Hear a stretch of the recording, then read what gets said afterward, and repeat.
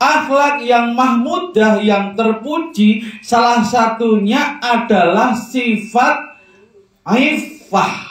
Kita itu harus punya ifah. Apa itu sikap ifah yang harus kita miliki? Orang tua harus punya, ayah ibu punya, anak harus punya sifat yang namanya harga diri atau ifah. Arti harfiahnya adalah menjaga diri, menjauhkan diri dari hal-hal yang tidak baik.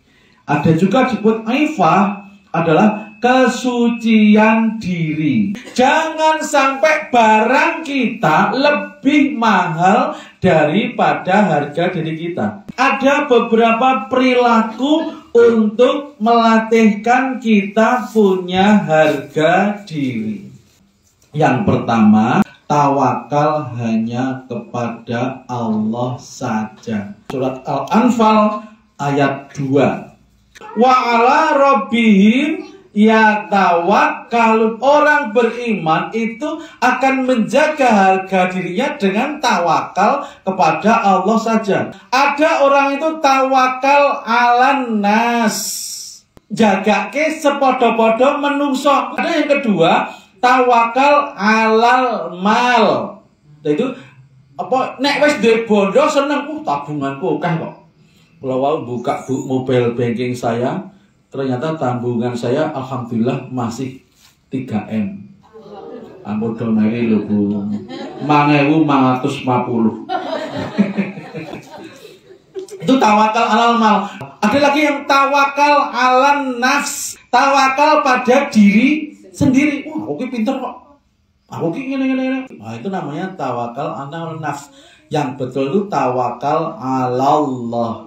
Apapun yang terjadi, yang ingat dalam otak kita adalah nama Allah. Kalau kita ingat sama Allah, Allah pun akan ingat pada kita. Fadhkuruni adhkurkum. Kalau kamu ingat aku, Allah, aku pun akan ingat kepadamu. Ingat kebutuhanmu, ingat kesusahanmu, ingat apa yang kau jadi beban. Jadi Allah tahu kita butuh. Tapi kalau kita nggak ingat Allah, Allah juga nggak. Ini butuh pora ya. Nah ini makanya kita perlu ingat sama Allah.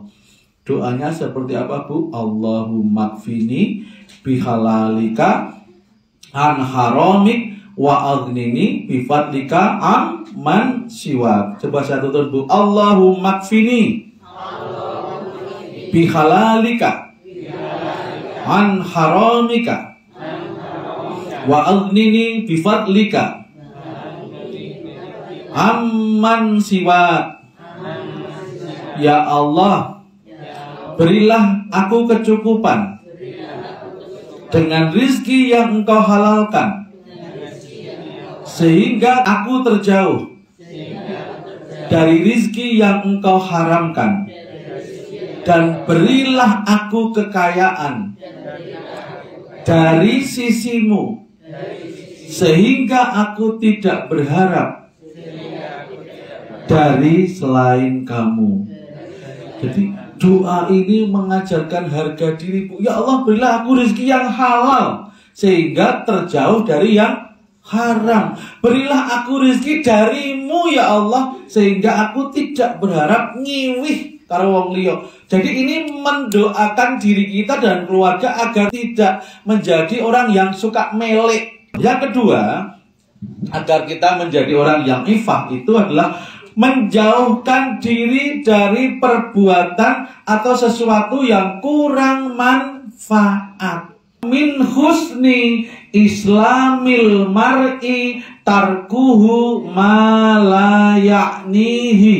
Itu hadis riwayat Tirmidzi. Salah satu dari kebaikan orang Islam yaitu meninggalkan sesuatu yang kurang manfaat. Jadi kalau ibu-ibu, bapak-bapak mau belanja, pertanyaannya ini manfaat atau tidak? Saya butuh atau tidak? Jangan kita belanja karena kepengen. Itu kalau orang yang pengen ifah, belilah sesuai dengan kebutuhan dan kemanfaatan. Tiap kita punya keinginan, nek tidak bisa mengendalikan, akan muncul yang namanya kecemasan. kecemasan. Makanya orang yang tidak bisa mengendalikan keinginan itu mudah cemas.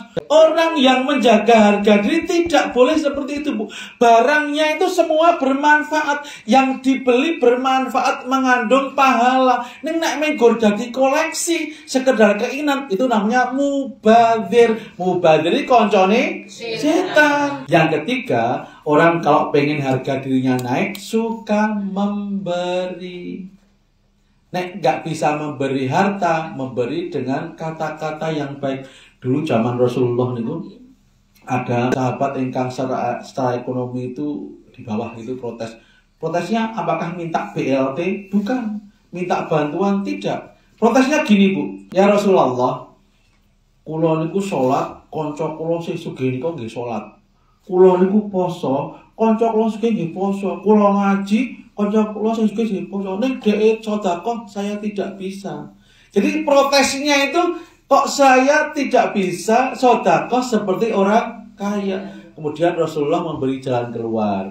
Setiap kita tersenyum ketemu teman itu sedekah. Jadi kalau kotak infak lewat kok gak ada uang, senyumin aja. Syukur-syukur dengan sedekah plus senyum, itu namanya ihsan. Kita berbuat yang terbaik.